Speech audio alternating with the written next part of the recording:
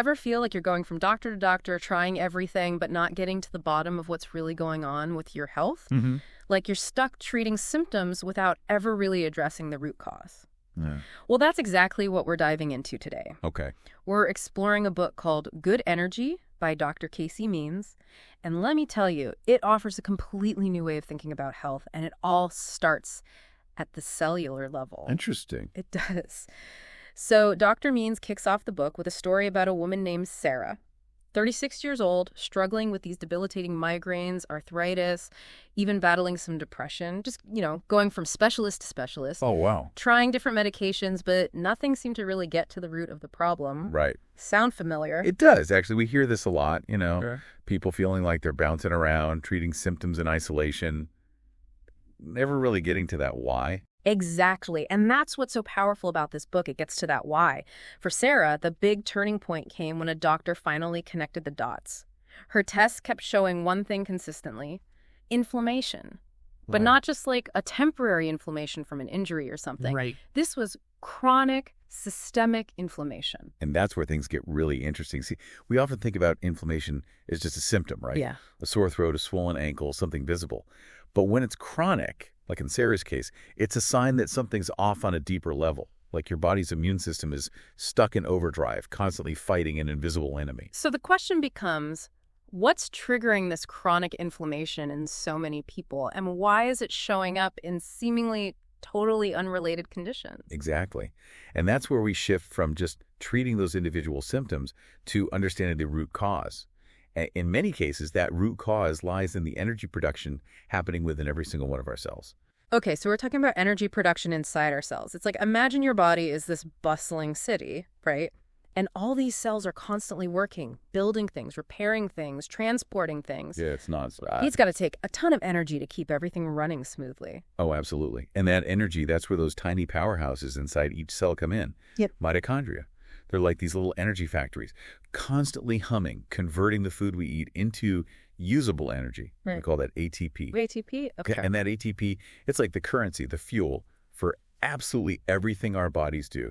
Every thought we have, every step we take, every breath, it all depends on that ATP energy. Wow. So if these little mitochondria aren't working right, I'm guessing that's going to have a domino effect on our entire system. You got it. Yeah. And good energy, it dives into how the way we live today, it's actually working against how our mitochondria are designed to function. So it's not just our genes that play a role, it's also the choices we're making every single day.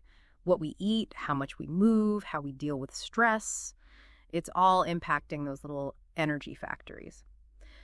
What would you say are some of the biggest culprits, the things that really sabotage our mitochondrial energy? Well, get ready for a few aha moments, because I think a lot of this is going to sound pretty familiar. So first up, we've got chronic overnutrition. Basically, we're just eating way more than our bodies actually need, especially when it comes to calories and fructose. Think about it. Are you consistently taking in more calories than your body's actually burning? Yeah, I think most of us could stand to be a little more mindful of that. What else? Another big one, nutrient deficiencies. So our modern farming practices, they've kind of depleted the soil, stripped it of a lot of essential nutrients. So even if you're eating what you think is a healthy diet, you might not be getting everything your body really needs at a cellular level. So it's not just about loading up on vegetables, it's about the quality of those vegetables too, making sure they're actually nutrient dense. Exactly.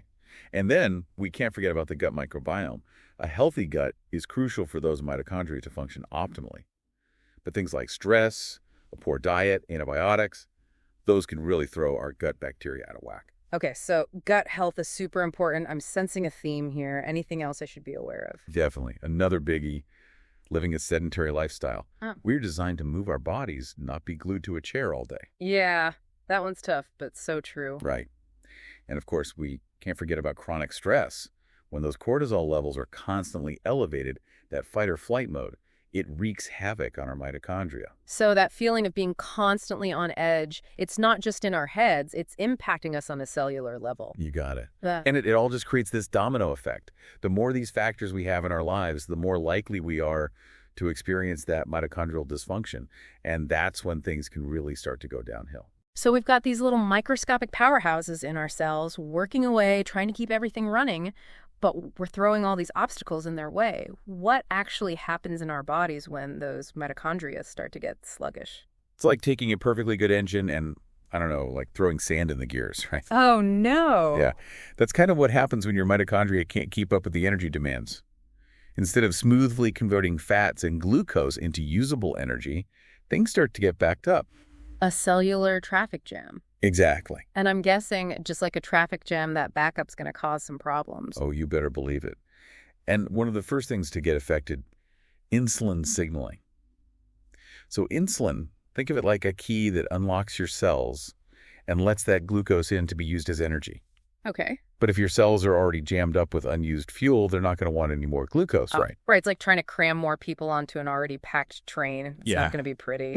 Exactly. The cells become resistant to insulin's message, and all that glucose starts building up in the bloodstream instead. So your body tries to compensate by producing even more insulin. But over time, you guessed it, this leads to chronically elevated blood sugar. And that is the pathway to prediabetes and type 2 diabetes. So it's not just about like weight gain or having a sweet tooth. This is serious stuff happening at the cellular level that can have huge impacts on our health. This is why I think understanding this whole energy framework is so crucial. It's not just about a number on the scale. And the thing is, you might not even realize this is happening until more serious problems start to develop. It can be kind of a silent epidemic. So this excess glucose floating around, it doesn't just disappear, does it? What happens to it? Well, imagine sugarcoating the inside of your blood vessels or gumming up those delicate proteins in your skin. That's glycation at work, and it's been linked to everything from wrinkles and premature aging to scarier things like heart disease. Wow, so we're really talking about a cascade of consequences, and it all stems back to those tiny mitochondria not getting the support they need. It's like our bodies are trying to send up a flare, but we're just too busy to notice. That's a good way to put it. We focus so much on treating those individual symptoms, the high blood sugar, the fatigue, the weight gain, without addressing the root cause, which is often this trifecta of dysfunction. Mitochondrial dysfunction, chronic inflammation, and oxidative stress. 3 strikes, you're out. But I'm hearing a but coming. There's good news here, right? Like, we have more control than we realize. Absolutely. Just by understanding how our lifestyle choices are impacting our health at the cellular level, we can start making different choices. Okay. Right? Eating to nourish our mitochondria, managing stress, prioritizing sleep.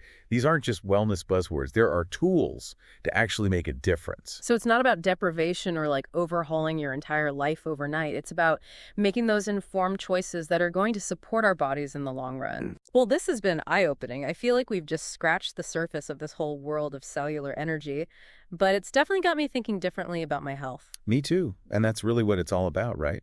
Shifting our perspective, understanding how these amazing little powerhouses in our cells play such a huge role in our overall well-being. It all comes back to energy. And when we get that, when we really understand how our cells work, we can start making choices that support them instead of working against them. Couldn't have said it better myself.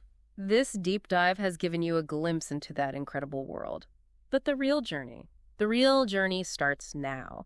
What one thing from this conversation are you going to focus on changing in your own life? Until next time, deep divers, stay curious.